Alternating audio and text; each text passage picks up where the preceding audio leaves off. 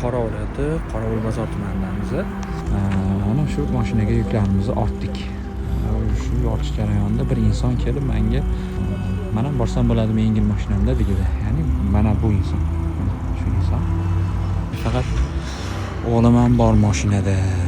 Borsam bo'ladimi dedilar. Men albatta tabiiyki, "Xo'p" dedim. Men bir bolacha bor deb o'yladim, lekin Assalomu alaykum. Assalomu alaykum. Agar rozi bo'lasiz, videoga olaman. Maylimi? Mayli. Qanaqa tashxis sizda? Poliradiklonevrit. Orqa miya shamollash. Qancha vaqtdan beri? 2019-yil 1-iyundan beri. Mana shu holatda, ya'ni oyoqlar ishlamaydi. Qo'lim. Qo'l, oyog'ingiz yuradi. Va oyog'im ikkalasi ham bir xil ishlamaydi. Shu holatda ham keldingiz. Nima etilab keldi sizga? Duolarni olish, savoblarni olish, yordam berish, ko'mak berish. Qatdan eshitdingiz Mahfal Jumot fondi Buxoro kelganini? 1-oktyabrdan beri.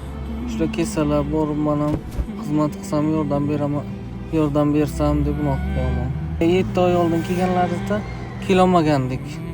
Lekin mana bu safar nasib qilgan ekan, keldik. Biza 4-chi yo 5-chi videoni chiqardik-da, Buxoroga keldik. Kelinglar, ulgurib qolinglar degan mazmundagi videolar chiqaryapmiz. Yo'q, javob yo'q emas, bor, lekin kamda baribir juda ham ko'pchilik eshitmay qoldimi yoki kela olmayaptimi, nima degan bo'ladi? Shularga nima fikrlaringiz bor? Shunaqa his qildim. Men 6 yildan buyon yotib bitta narsani tushundim-da. Odamlarda unaqa qilishga, savob qilishga, unaqaga imkoniyat bo'lsa ham, lekin o'zlari istashmaydi. Nima uchun? Savol berish kerak. Nima uchun men shu ishni qilmasligim kerak? Yo'q, ba'zi birlar odamlarni gap so'zi uchun qiladi. Yo'q, avvalambor Allohning roziligi uchun qilish kerak. Kimdir bandasini rozi qilish yoki bandasini noq qilish uchun emas, Alloh uchun. Doimo inson o'ziga berilgan boylik nima? Salomatlikni, sog'likni qadriga yetib yashash kerak. Chunki bu sinovli dunyoda hammaga ham salomatlik, sog'lik berilavermaydi.